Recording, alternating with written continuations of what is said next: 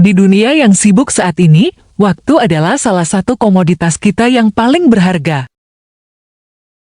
Dengan banyaknya tanggung jawab dan gangguan yang menuntut perhatian kita mudah kehilangan fokus pada hal yang benar-benar penting. Itu sebabnya mengembangkan keterampilan manajemen waktu yang kuat sangat penting untuk mengendalikan hidup dan mencapai potensi penuh. Manfaat manajemen waktu yang efektif sangat banyak. Tidak hanya memungkinkan kita menyelesaikan lebih banyak dalam waktu lebih singkat, dengan lebih sedikit stres, tetapi juga membantu kita mendapatkan kejelasan tentang tujuan jangka pendek dan jangka panjang. Dengan mengatur jadwal kita secara cermat, kita dapat memastikan tujuan tersebut tidak hilang karena kesibukan sehari-hari. Pertama, tips manajemen yang efektif yaitu menentukan nilai dan prioritas terlebih dahulu sebagai berikut. Langkah awal adalah mengidentifikasi nilai-nilai inti dan prioritas kita.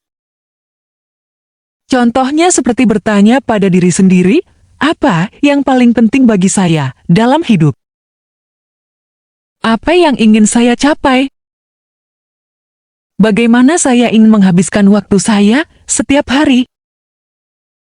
Kegiatan apa yang memberi saya kegembiraan dan kepuasan? Kewajiban dan tanggung jawab apa yang tidak dapat dinegosiasikan? Kebiasaan atau perilaku apa yang menghambat pertumbuhan saya?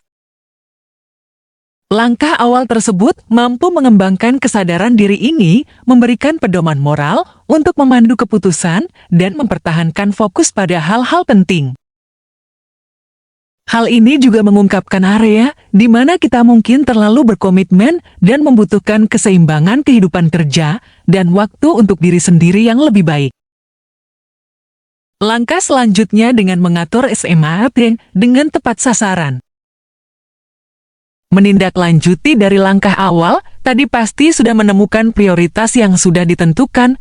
Bagilah tujuan jangka panjang menjadi langkah-langkah yang dapat dicapai dengan SMART, atau kepanjangannya adalah spesifik, measurable, achievable, relevant, time-bound. Tujuannya adalah 1.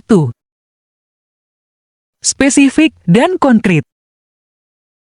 Artinya kita dalam menentukan manajemen waktu itu dengan spesifik dan konkret atau jelas hal apa saja yang akan dilakukan ke depannya. 2.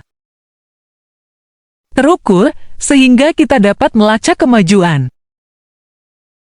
Artinya, agar manajemen waktu yang telah dihabiskan dengan kegiatan yang telah dilakukan tadi, apakah berdampak terhadap diri atau tujuan prioritas kita berhasil tidak, maka kita buat mode tracking.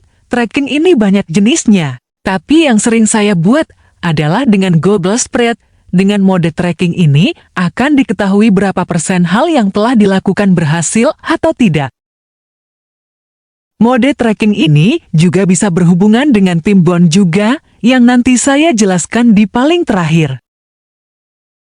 3. Dapat dicapai tetapi menantang.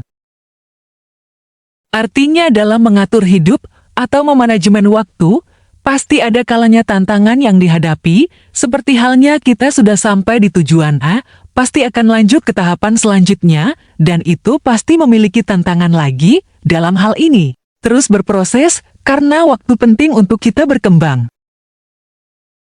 4. Relevan dengan nilai inti kita.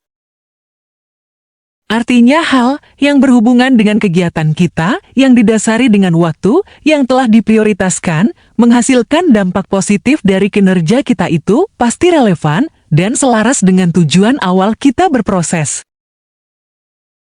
Jikalau dalam proses tidak sesuai dengan tujuan awal, pasti di langkah sebelumnya ada hal yang harus direfleksikan dan mendaur ulang langkah yang lebih semangat. 5. Terikat waktu dengan tenggat waktu dan hubungan waktu dengan deadline ini lebih diusahakan untuk tepat waktu.